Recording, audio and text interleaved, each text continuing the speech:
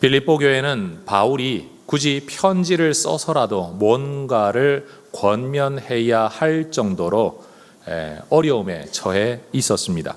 외부적으로는 유대 율법주의자들이 예수 믿는다고 구원받는 게 아니다, 할례도 받고 율법도 지켜야 된다라고 주장하는 흐름이 교회 성도들의 믿음을 흔들어 놓고 있었습니다. 내부적으로는 그리스도를 믿는다고 하면서도 바울의 표현에 의하면 예수 그리스도의 십자가의 원수처럼 살아가는, 신앙인이라고는 하지만 실제적으로는 십자가의 원수처럼 살아가는 사람들이 교회 안에 있었다라는 겁니다.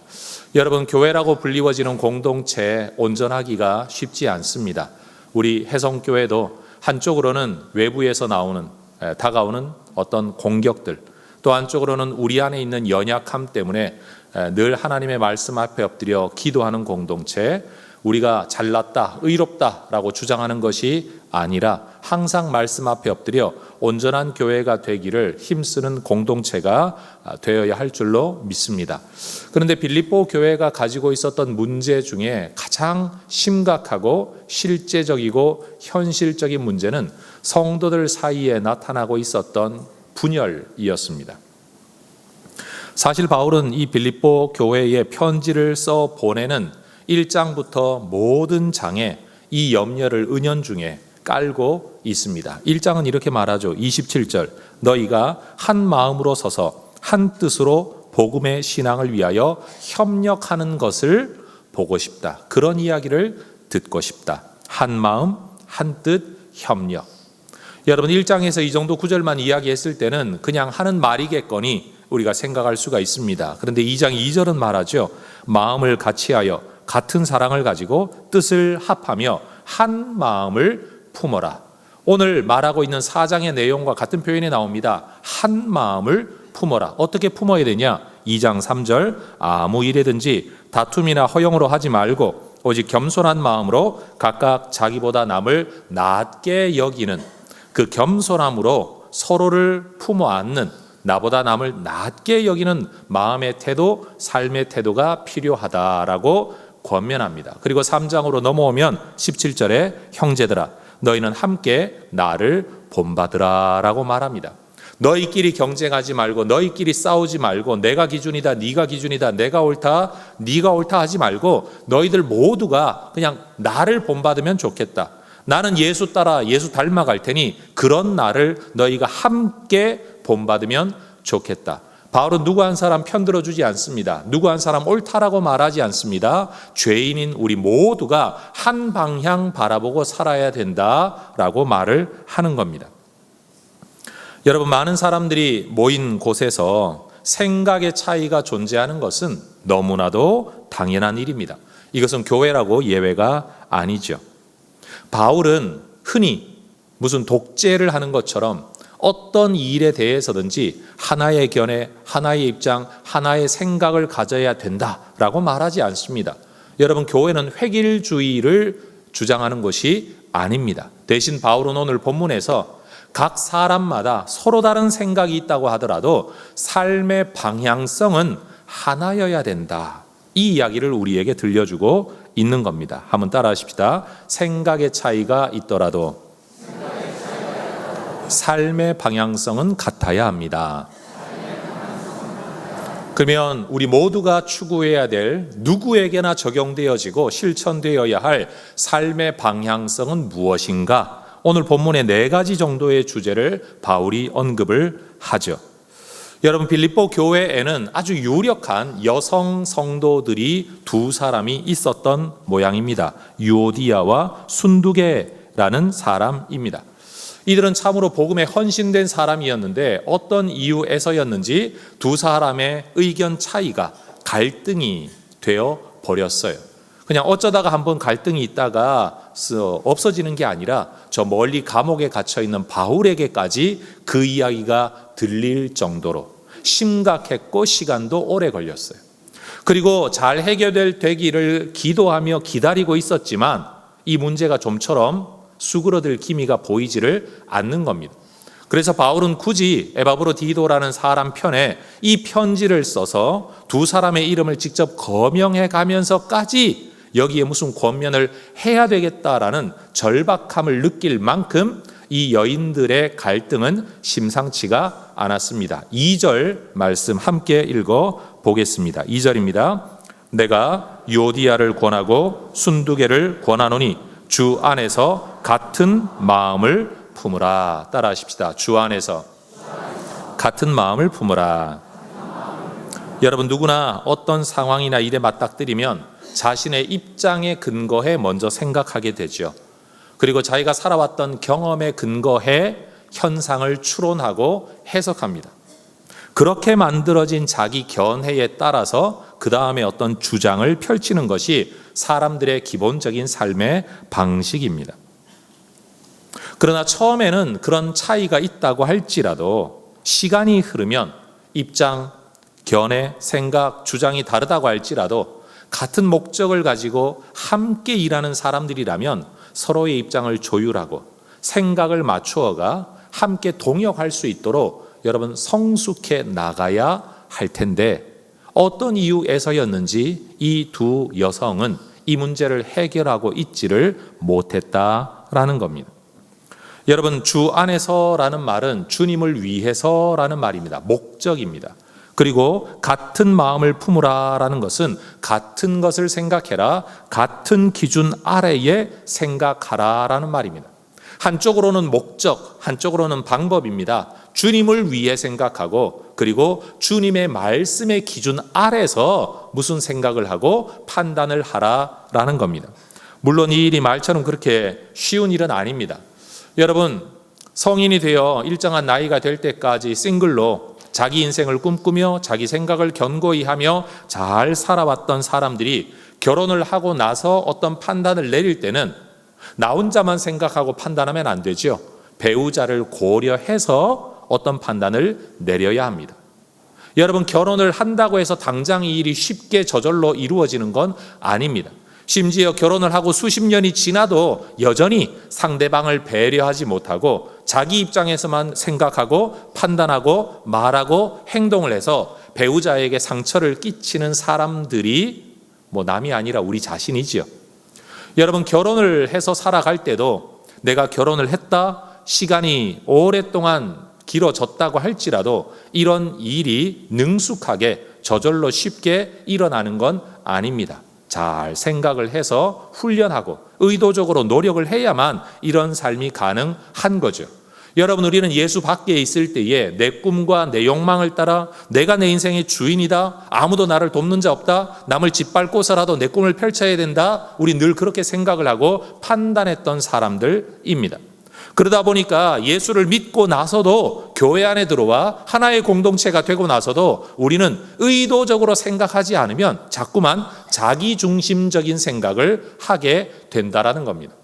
바울은 지금 이 두 여인에게 뭐라고 말을 하느냐? 주 안에서 같은 마음을 품으라 라고 권면합니다.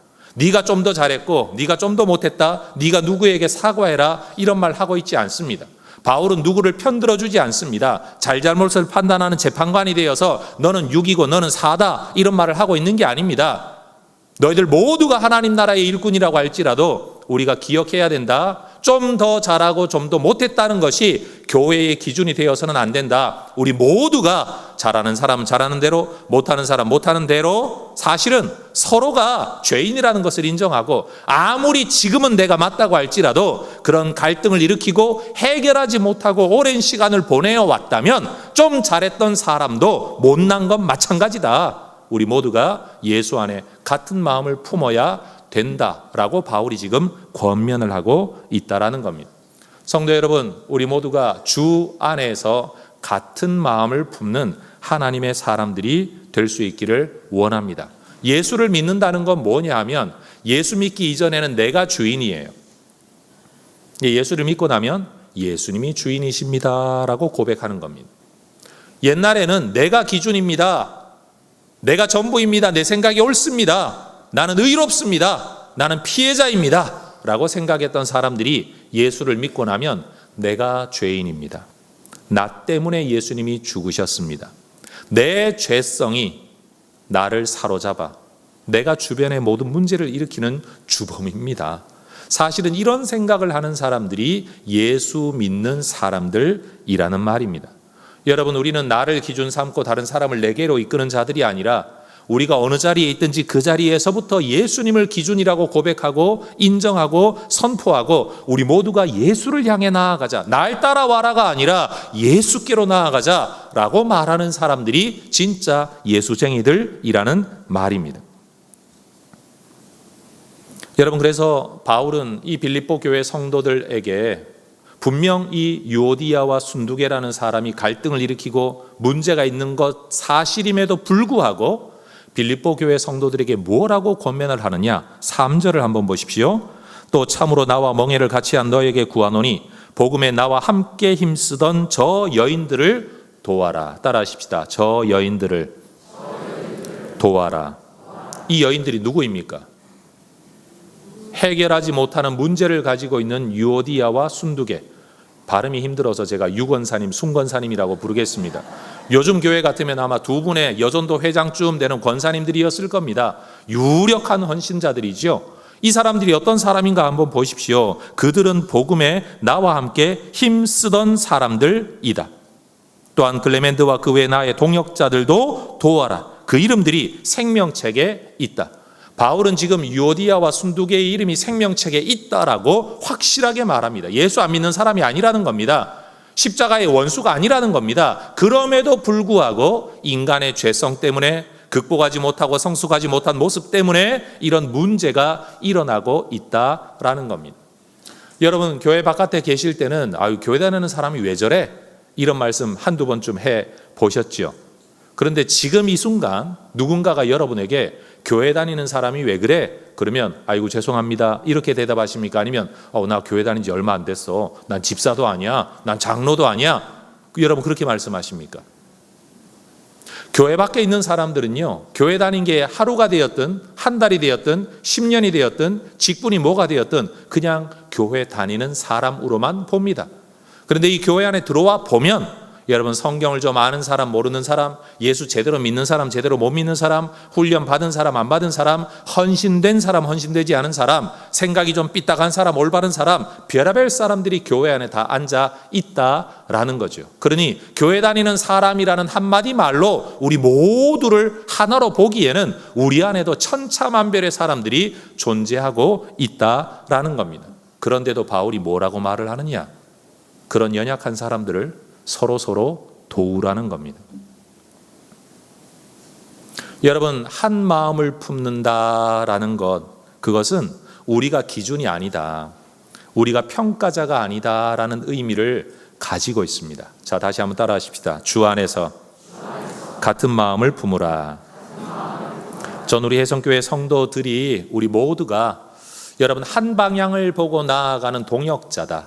한 가정에도 형이 있고 동생이 있는 것처럼, 누나가 있고 동생이 있는 것처럼요, 어르신들도 있고 애들도 있는 것처럼 여러분 한 가족이지만 여러분 다 다르지 않습니까?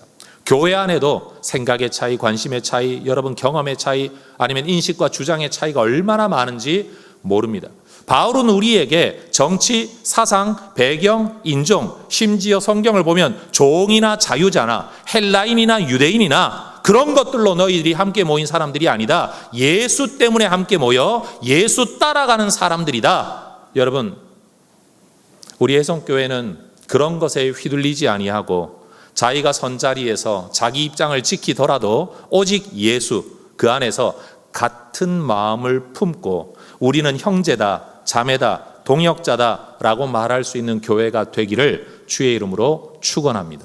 성도 여러분, 오늘 바울은 우리에게 말합니다. 갈등을 겪고 있는 유오디아와 순두계에게, 그리고 그 여인들 때문에 패거리가 나눠져 있는 빌립보 성도들에게 지금 권면하고 있습니다. 주 안에서 같은 마음을 품어라. 누구를 기준 삼고 네가 저라라고 말하는 게 아니라 너희 모두가 자기 고집과 생각을 내려놓고 예수의 마음을 품어라. 주님을 중심으로 생각해라. 주님의 말씀 안에서 생각을 하라라고 말하고 있다라는 겁니다. 성도 여러분, 우리는 한 방향을 보고 나아가야 할 형제요, 자매요, 가족이요, 동역자인 줄로 믿습니다. 언젠가 한 정치인이 이런 말을 한 것이 한동안 한참 유행이 되었었죠. 우리가 남이가 라는 말입니다. 우리 서로가 공격할 사람들이 아니다. 어떤 배경으로 근거를 놓고 보면 너와 나는 같은 편이다. 이 말을 한 말이 우리가 남이가 라는 말입니다. 여러분, 사실 함께 앉아있는 우리가 남입니까? 예수 때문에 구원받았고 하나님을 한 아버지로 모시고 있고 한 하나님을 경배하고 있는 우리가 남인가요? 여러분, 유오디아와 순두개는 적이 아닙니다. 경쟁자가 아닙니다. 같은 복음 안에 같은 예수를 전파해야 될 믿음의 동역자들이라는 사실을 바울은 지금 되새기고 있는 겁니다. 자, 옆에 분 보고 한번 인사하십시다. 우리가 남이가.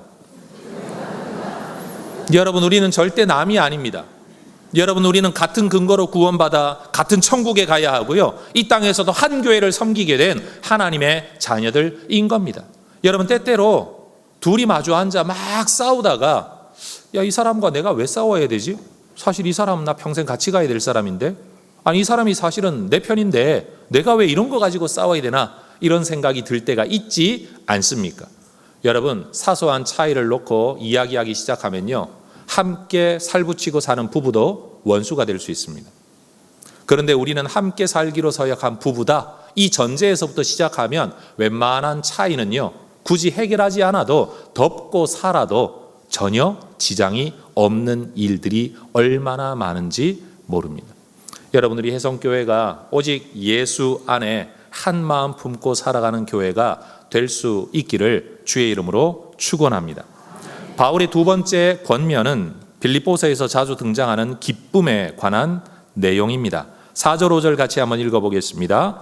주 안에서 항상 기뻐하라. 내가 다시 말하노니 기뻐하라. 너희 관용을 모든 사람에게 알게 하라. 주께서 가까우시니라.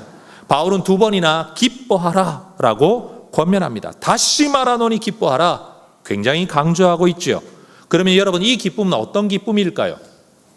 저는 이 기쁨을 가만히 묵상을 해보니까 바울이 권면하고 있는 이 기쁨, 기뻐하라 라는 말은 한 사람 안에 일어나는 개인적 또는 내면적 또는 정서적인 기쁨은 아닌 것 같습니다.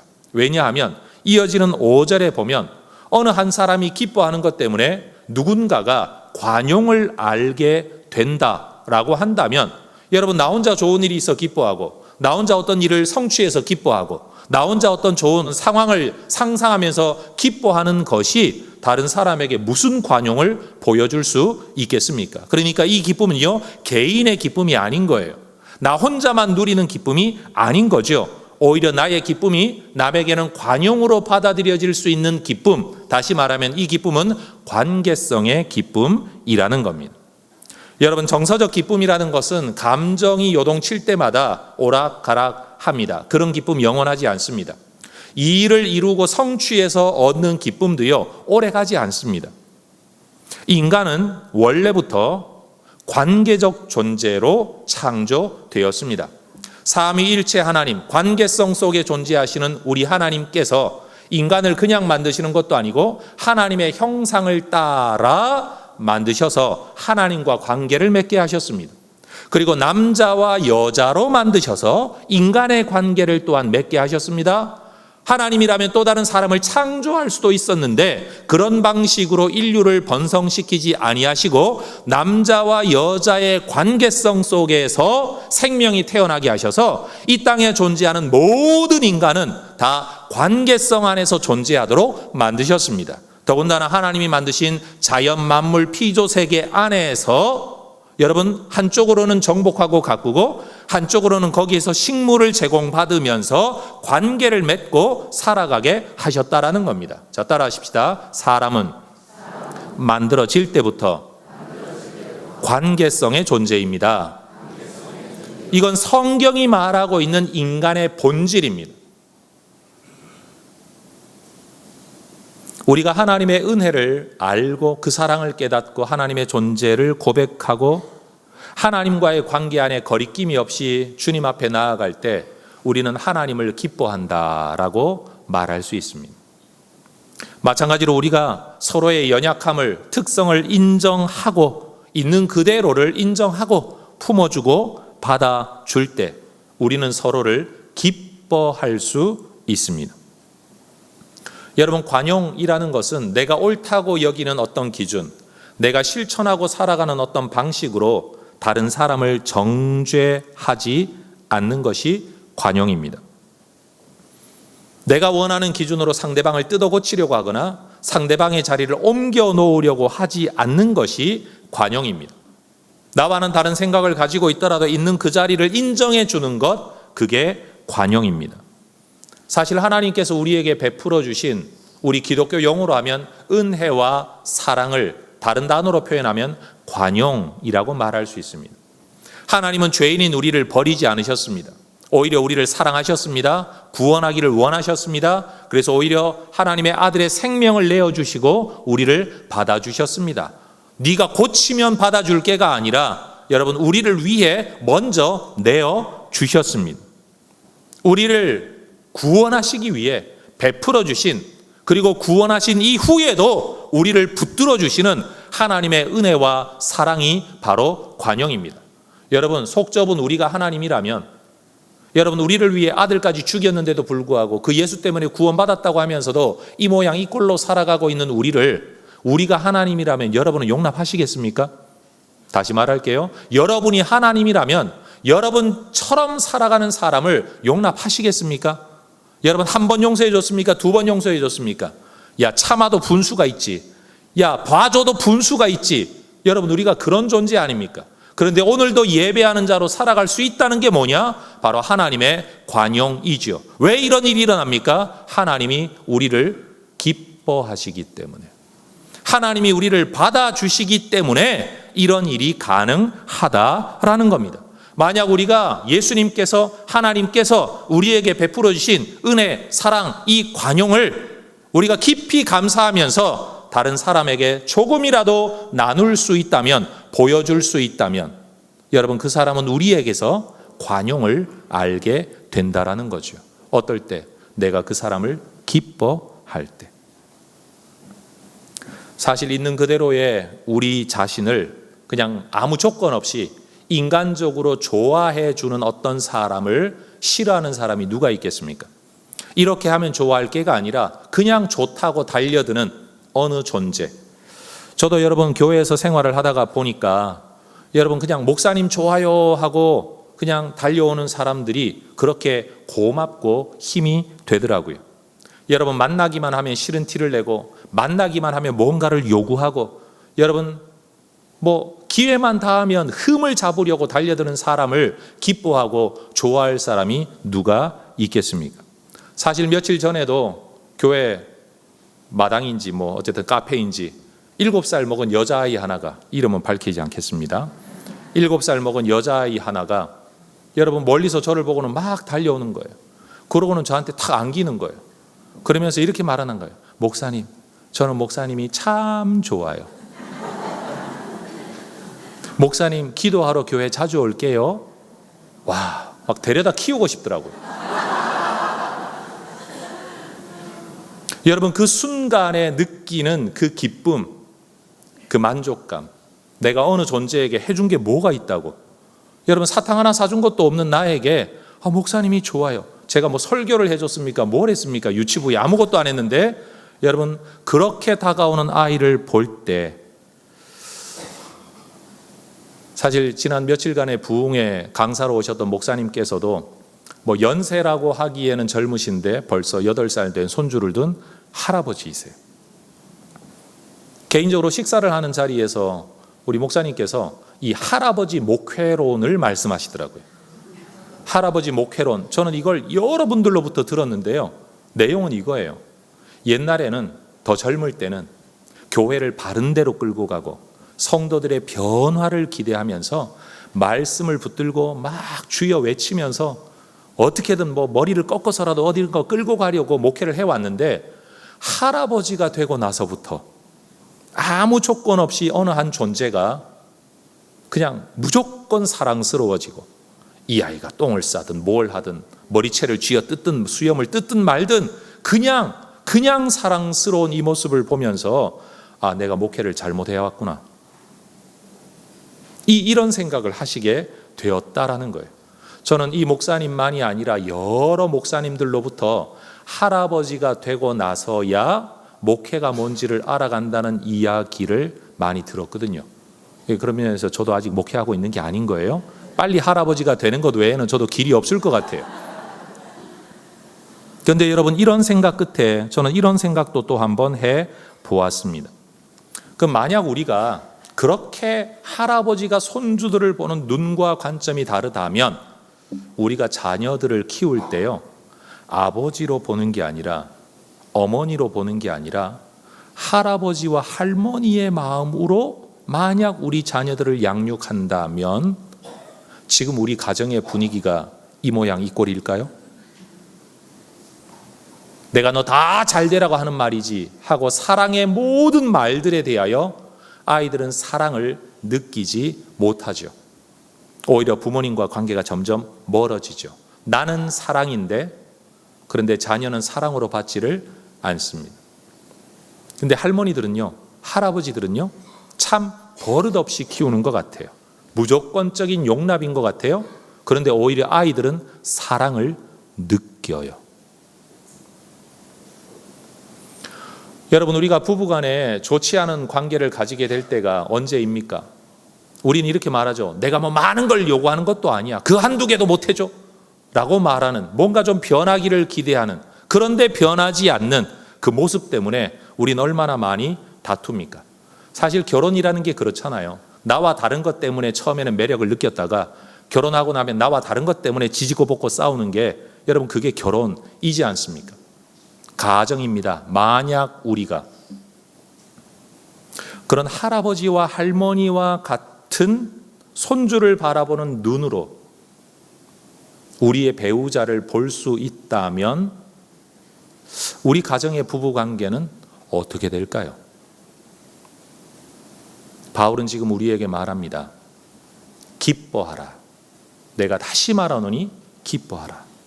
여러분, 이건 저 구석에 가서 네 혼자 희희낙낙하며 혼자 즐거워해라 이 말이 아닌 거죠. 자, 옆에 분 보면서 여러분 그냥 웃으라고 하는 이야기니까 한번 따라해 보십시오. 내가 네 하랩이다.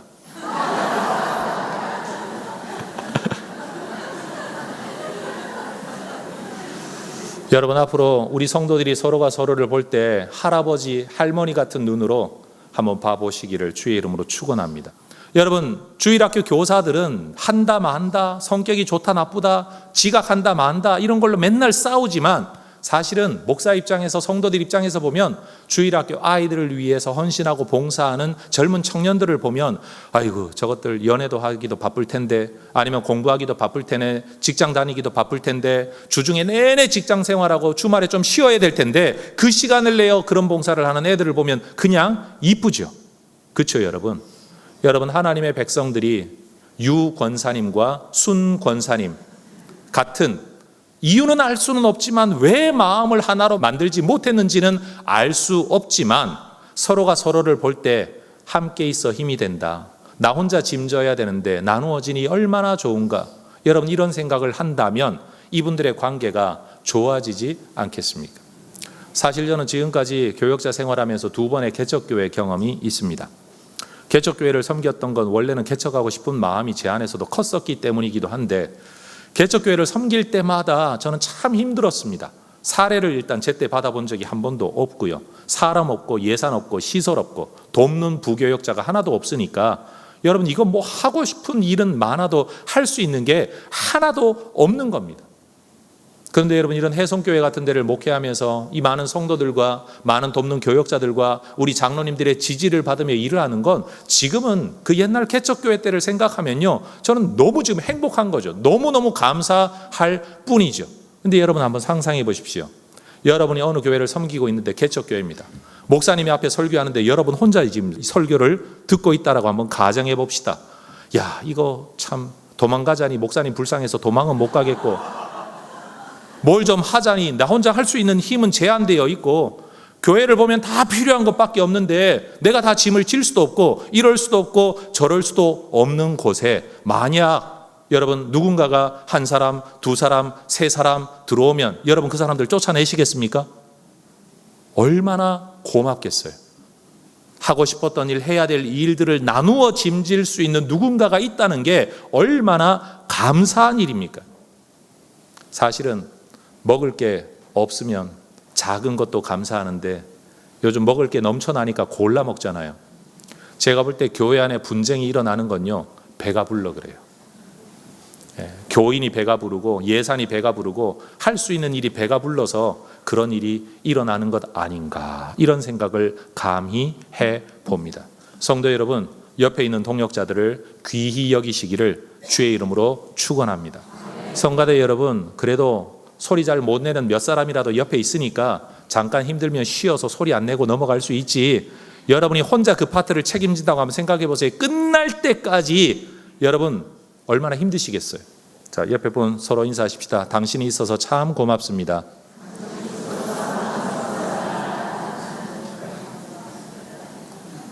사실 바울은 4장 1절에서 2절 이하의 권면을 하기 이전에 벌써 1절부터 자기가 그렇게 살아가고 있는 것을 우리에게 보여줍니다. 1절에 이런 말씀이 있죠. 그러므로 나의 사랑하고 사모하는 형제들, 나의 기쁨이요 면류가 아닌 사랑하는 자들아.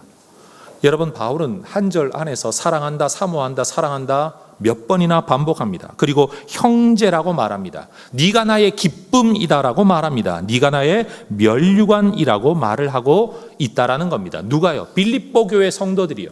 나는 지금 감옥에 갇혀 있긴 하지만 나는 너희들을 생각하면 기쁘다. 기쁘다. 당장 내게 도움이 안 되어서 아무 상관없다가 아니라 너희들을 생각하면 기쁘다. 너희가 그 지역에 살아남아 복음의 공동체를 이루고 하나님의 말씀을 전하고 있음이 나는 참 기쁘다. 내가 책임질 수 없는 영역의 일들을 너희들이 하나님의 영광을 위해 감당하고 있어서 나는 참 기쁘다. 바울이 말하고 있는 이 기쁨을 바울은 지금 다시 성도들에게 권면하는 겁니다. 기뻐하라. 내가 다시 말하노니 기뻐하라.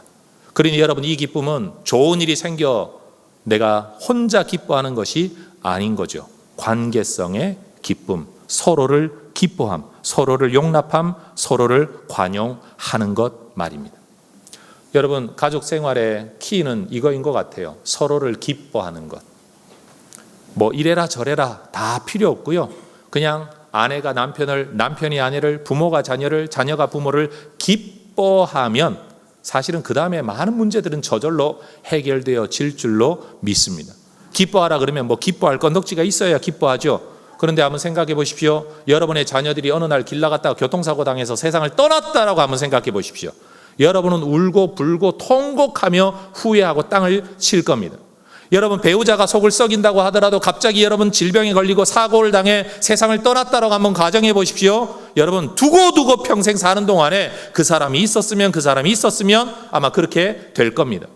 그러니 오늘 집에 가거들랑 있어줘서 고맙다라고 여러분 서로 인사하는 혜성의 가족들 되시기를 주의 이름으로 축원합니다. 욕심내지 말고 내 기준 삶아 자꾸 맞추라고 말하지 말고 있는 그대로를 기뻐해 주는 것. 서로가 주 안에서 이런 같은 마음을 품는다면 여러분, 그 교회가 천국이고 그 가정이 천국 될 수 있다라는 겁니다. 바울은 왜 우리가 서로를 기뻐하는 삶을 살아야 되느냐? 주의 재림이 가까웠기 때문이다라고 말합니다. 여기 한마디 더 붙이면 예수님의 재림도 가까웠지만 우리도 언제 죽을지 모른다. 개인의 종말도 가까웠고 역사의 종말도 가까웠다라는 겁니다. 여러분, 장례식 가보면 모든 유족들, 모든 자녀들이 무엇을 후회합니까? 살아계실 때 좀 더 잘할 걸. 여러분, 배우자가 떠나고 난 뒤에 뭘 후회합니까? 아유, 내가 고생 좀 덜 시키고 그렇게 못된 짓 조금만 하고 좀 더 잘해줄 걸. 심지어 자식이 부모보다 먼저 떠나면요, 부모는 이루 말할 수 없는 가슴에 아픔이 있는 거죠. 여러분, 그때 뭘 후회하실 것 같습니까? 공부 좀 더 잘하라고 말하지 않았던 거?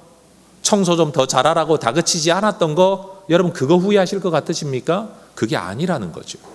여러분, 우리가 하나님의 뜻 안에서 서로를 기뻐할 수 있는 삶의 근거는 뭐냐 하면 언젠가 우리는 떠난다라는 겁니다. 내가 죽든 그 사람이 떠나든 세상 마지막 날이 오든 우리의 삶이 지금은 지긋지긋해서 앞으로 한숨만 남는 긴 인생인 것처럼 보여지지만 우리 인생 그렇게 길지 않다라는 겁니다. 성도 여러분, 우리가 사는 동안에 서로가 서로를 기뻐하는 것, 이것이 바울이 지금 문제를 만나 막 다투고 있는 유권사님, 순권사님에 대하여 야, 회개해! 라고 다그치는 게 아니라, 너 잘못했다 다그치는 게 아니라, 네가 옳고 네가 틀렸다라고 말하는 게 아니라, 너는 60% 잘했고 너는 40% 잘했다라고 말하는 게 아니라, 판사처럼 판결을 내리는 게 아니라, 우리 모두가 주님 안에서 같은 마음 품고 같은 방향 바라보고 살아가는 동역자인데 서로를 기뻐해라. 그러면 그 다음의 문제는 쉽게 해결된다. 지금 바울이 이 이야기를 하고 있다라는 겁니다. 여러분, 내 인생에 푹 빠져가지고 내 문제만 생각하고 살지 말고 누군가가 내 옆에 있다는 사실을 기뻐하고 좋아해 주는 성도들이 되시기를 축복합니다. 여러분, 우리가 주 안에서 같은 마음을 품고 서로를 기뻐하며 살더라도 여러분, 우리 인생의 문제는 찾아옵니다. 바울이 권면하는 세 번째 주제입니다. 6절입니다. 아무것도 염려하지 말고 다만 모든 일에 기도와 간구로 너희 구할 것을 감사함으로 하나님께 아뢰라. 염려하지 말라, 기도해라 라는 말입니다. 여러분, 인생에 문제 없는 사람이 누가 있겠습니까? 물론 염려와 걱정에서 자유로운 사람 없습니다. 그런데 예수님은 이런 말씀을 하셨습니다. 마태복음 6장 27절, 너희 중에 누가 염려함으로 그 키를 한 자라도 더할 수 있느냐. 여러분, 염려하기 때문에 하시는 말씀 아니겠어요? 그래, 염려되지. 누구나 염려한다. 그러나 이런 생각해봐라. 염려한다고 문제가 해결이 되냐? 키가 한 자라도 클 수가 있냐라는 말입니다. 그래서 여러분, 오늘 6절의 말씀을 두고 어떤 분이 굉장히 멋진 말을 남기셨어요. 한번 따라해 보십시다. 아무것도 염려하지 않으려면 모든 것을 기도해야 합니다. 6절 말씀이에요. 아무것도 염려하지 말고 다만 모든 일에 기도와 간구로 너희 구할 것을 감사함으로 하나님께 아뢰라. 아무것도 염려하지 않으려면 뭘 해야 되냐? 모든 일에 기도하라는 겁니다. 여러분, 염려하지 말라라는 것은 염려에 사로잡혀 있지 말라는 거거든요. 여러분, 기도라는 것은 하나님을 대상으로 우리의 모든 마음을 쏟아놓는 행위입니다. 혼자 있을 때는 탄식하죠. 사람 만나면 원망하고 불평하죠. 그런데 이게 예수 없는 사람, 하나님 없는 사람들의 삶의 방식이에요. 나 혼자 아니면 다른 사람, 이게 다지요. 그러나 예수 믿는 사람들은 뭐냐? 나 혼자가 아니라 하나님이 우리와 함께, 사람만이 있는 게 아니라, 나를 도와줄 수 없는 사람만 있는 게 아니라 나를 도와주시는 하나님이 계신 거예요. 그 하나님 앞에 가서 탄식하는 걸 탄식하고, 여러분 불평하는 것도 불평도 해보고 원망도 해보면서 하소연도 해보면서 하나님 앞에 우리 마음을 쏟아놓는 것, 그게 바로 기도라는 겁니다. 여러분, 바울은 염려하지 말라라고 말하고 있지만 사실 바울 자신이 가장 많은 염려를 했던 사람입니다. 고린도후서 11장 28절, 이 외의 일은 고사하고 아직도 날마다 내 속에 눌리는 일이 있으니 곧 모든 교회를 위하여 염려하는 것이라. 여러분, 염려하지 말라고 말한 바울이 사실은 더 많은 염려를 합니다. 내 속에 날마다 눌리는 일이 있다라고 말을 하는 겁니다. 그런데 여러분, 무슨 차이가 있습니까? 바울은 염려했지만 염려에서 머물지 않았다라는 겁니다. 여러분, 염려, 걱정이라는 것은 우리로 하여금 어떤 행동을 하게 만드는 에너지입니다. 여러분, 사람이 배고픔을 느끼는 것이 병인가요? 정상입니다. 오히려 배고픔을 느끼지 못하는 것이 병입니다. 배고픔을 느껴야 에너지를 충족할 수 있기 때문에, 우리의 생명이 유지되어질 수 있기 때문에 하나님이 만드신 메커니즘인 겁니다. 여러분, 염려라는 것도 마찬가지입니다. 하나님과 단절되어진 이후로 우리 안에 찾아온 이 염려에 대하여 하나님의 해답은 뭐냐? 염려가 없을 수는 없다. 그러나 내가 염려하지 말라라는 것은 염려를 아예 하지 말라는 게 아니라 염려가 일어날 때 올바르게 해소하라는 거다라는 겁니다. 여러분, 우리가 음식을 먹으면 자연히 배설을 하게 됩니다. 그건 자연의 작용입니다. 여러분, 배설이 병입니까? 배설을 못하는 게 병이지 배설을 하는 것은 정상입니다. 근데 뭐가 문제냐? 정해진 곳에서 정해진 방법으로 배설을 하면 이건 누구에게나 있는 자연스러운 섭리요 일인데, 정해지지 않은 곳에서 정해지지 않은 방법으로 배설을 하는 것이 흉이 되고 흠이 되고 문제가 되는 거죠. 그럼 여러분, 바울은 염려라는 것을 어떻게 배설을 했느냐? 아무 데나 가서나 원망하고 불평한 게 아니고요, 정해진 곳에서 정해진 방법으로 하나님 앞에 나아가 기도라는 방법으로 이 모든 것들을 쏟아 놓았다라는 겁니다. 이 기도를 통해 그 염려 때문에 하나님은 바울의 기도를 들으시고 교회 일꾼들을 세우시고 교회를 붙들어 일으켜 세워주시는 역사가 일어나게 되었다라는 겁니다. 성도 여러분, 염려를 염려로만 남기지 말고 염려를 기도와 헌신의 불쏘시개로 삼으시기를 주의 이름으로 축원합니다. 하나님과 관계를 맺고 있지 못한 세상은 염려의 해결책이 없습니다. 자기 스스로 궁리를 해보지만 해결할 능력이 없죠. 그러니 또 염려하죠. 염려가 염려를 낳는 겁니다. 염려를 가지고 사람에게 할 수 있는 것은 원망과 불평과 도움의 요청인데, 여러분, 원망 불평한다고 해결되지 않고 그 사람도 나를 도울 힘이 없습니다. 자기 염려를 해결하기에도 급급한 인생이니까요. 그런데 하나님을 알게 되면 우리는 염려라는 상황을 만날 때 기도할 수 있게 되는 겁니다. 여러분, 우리는 눈에 보이는 것이 전부이죠. 우리의 센스, 지각, 감각이 전부입니다. 보이는 것만 아는 거죠. 눈에 보여야만 알게 됩니다. 그런데 우리가 기도를 하면 하나님께서 놀라운 일을 이루십니다. 7절입니다. 그리하면 모든 지각에 뛰어난 하나님의 평강이 그리스도 예수 안에서 너희 마음과 생각을 지키시리라. 너희들은 지각 능력 안에서만 판단하고 생각하지만 기도하게 되면 너희들의 지각 능력, 그 위에서 일하시는 하나님의 역사와 하나님의 평강이 너희의 마음도 생각도 지키게 된다라는 겁니다. 여러분, 현실이 달라지지 않으면 우리는 절망하죠. 그러나 기도하는 사람은 현실이 당장 달라지지 않아도 하나님이 반드시 일하실 것을 믿음으로 마음의 평강을 얻을 수 있는 겁니다. 네 번째로 바울이 우리에게 권면하는, 우리 모두가 품어야 할 같은 마음이 한 가지가 더 있습니다. 그것은 우리의 나이, 직업, 관심사가 어떠하든지 우리 모두가 일생을 두고 추구해야 될 삶의 가치들입니다. 8절입니다. 끝으로 형제들아, 무엇에든지 참되며 무엇에든지 경건하며 무엇에든지 옳으며 무엇에든지 정결하며 무엇에든지 사랑받을 만하며 무엇에든지 칭찬받을 만하며 무슨 덕이 있든지 무슨 기림이 있든지 이것들을 생각하라. 생각하라라는 말은 추구하라라는 말입니다. 여러분, 바울이 일생 동안 추구해왔던 삶의 가치를 빌립보 성도들에게 이야기하고 있는 겁니다. 어떤 일이 있든지 진실해야 된다, 참되어야 한다, 거룩해야 된다, 경건해야 된다, 올바른 길, 의로운 길 택해야 된다, 정결하고 순결한 길을 택해야 된다. 이런 길을 걸음으로 사랑받는 자 되고 칭찬받는 자가 되어야 한다. 이게 바울의 삶의 가치였다는 겁니다. 여러분, 어릴 때는 예쁜 것, 잘생긴 것, 이게 자랑이죠. 학교 다닐 때는 똑똑한 것, 성적, 이런 것들이 자랑입니다. 나이 들어서는요, 좋은 직장에, 좋은 연봉에, 나보다 좋은 차에, 좋은 집에, 나보다 더 멋진 아내 또는 남편을 맞이하는 것이 자랑입니다. 또 나이가 더 들면 남보다도 좀 더 높은 지위에 올라가는 것이 자랑입니다. 그런데 여러분, 그 순간순간에는 모두가 그런 것들을 꿈꾸니까 그런 것들을 추구하는 게 뭐 틀린 것은 아니겠지만, 한 사람의 일생을 두고 평가할 때, 여러분, 누군가의 장례식에 가서 그분 정말 잘생겨서 훌륭했던 분입니다 라고 말하는 분이 누가 있습니까? 그분 학교 다닐 때 공부 정말 잘해서 훌륭했었습니다 라고 누가 말을 합니까? 남보다 좋은 차를 타서 월급 많이 받아서 훌륭한 인생이라고 아무도 말하지를 않습니다. 그 순간순간을 놓고 보면 세상이 하는 말이 틀린 말이 아니에요.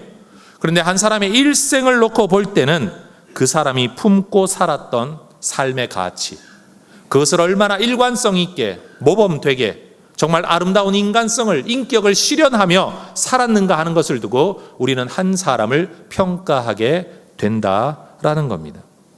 여러분, 오늘 우리가 우리 마음에 품고 살아가는 삶의 가치가 우리의 마지막 모습을 결정지을 줄로 믿습니다. 오늘 여러분이 남보다도 좀 더 많은 돈을 벌거나 반대로 내가 하는 일이 뭔가 잘 되지 않아서 답답하다고 할지라도 여러분 이거 가지고 우리 인생 아무도 평가하지 않습니다. 60, 70, 80, 90 여러분 심지어 100세를 살았다고 할지라도 여러분의 장례식장에 누군가가 갔을 때에 여러분이 받은 월급, 여러분이 살았던 집을 가지고 아무도 여러분의 인생을 기억하지 않습니다. 여러분이 붙들고 살았던 그분이 입만 열면 늘 했던 어떤 말, 그 가치, 삶의 방향성, 보여준 삶의 모습, 여러분 사람들은 심지어 사람들은 그것을 기억하게 될 거라는 거죠. 그러니 여러분 우리 하나님이야 뭘 더 말할 필요가 있겠습니까? 바울이 무슨 덕이 있든지 무슨 기림이 있든지라는 말은 남다른 어떤 탁월함이나 아니면 남들이 기려주는, 칭찬해주는, 기억해주는 어떤 삶을 기대한다면 썩어 없어질 배설물 쫓는 삶을 살지 말고 믿음의 가치를 따라 살아가라. 바울이 지금 그 말을 하는 겁니다. 여러분 고린도전서 4장 5절에 이런 말씀이 있습니다. 그러므로 때가 이르기 전 곧 주께서 오시기까지 아무것도 판단하지 말라. 죽기 전에 예수님 다시 오시기 전에 뭐 이렇다 저렇다 좋다 나쁘다 대단하다 대단하지 못하다 이런 판단하지 말라라는 겁니다. 그가 어둠에 감추인 것들을 드러내고 마음의 뜻을 나타내시리니 그때에 각 사람에게 하나님으로부터 칭찬이 있으리라. 여러분 우리는 다 알지 않습니까? 학교 다닐 때 누군가는 1등을 했고 누군가는 성적이 형편없었습니다. 사회 나와 살면서 40, 50, 60이 되고 보니까 여러분 학교 다닐 때 성적 그거 그렇게 중요하던가요? 별거 아닌 거예요. 그게 별거 아닌 거예요. 야 제가 그래도 학생 때 어렸을 때는 야 뭐 퀸이라고 뭐 킹이라고 날렸었다. 여러분 60, 70 넘으면 다 소용없는 옛날 이야기일 뿐인 겁니다. 한 교회를 섬기는 성도들 안에도 여러분 지금은 한 공동체 안에 한눈에 우리가 들어오니까 야 누가 좀 더 헌신된다, 누가 좀 더 똑똑하다, 누가 좀 더 좋은 일꾼이 될 만하다 이런 걸로 평가를 하고 있지만 세상 마지막 날이 되면 어둠에 감추인 것들을 드러내고 마음의 뜻을 드러내시는 하나님께서 각 사람에게 칭찬하실 거라고 이야기합니다. 그러니 유 권사님과 순 권사님, 유오디아와 순두개에게 바울이 지금 하고 싶은 말이 뭘까요? 니네끼리 싸우면 뭐하냐? 어차피 주님 앞에 가면 각자가 산 대로 칭찬받고 상급받게 될 건데 니네들끼리 지금 싸워봐야 하늘의 상 갉아먹는 거 외에 뭘 더 하겠냐? 아, 네가 잘했다고 치자, 네가 이겼다고 치자, 그런다고 한들 하늘나라에 가서 뭐가 바뀌겠냐?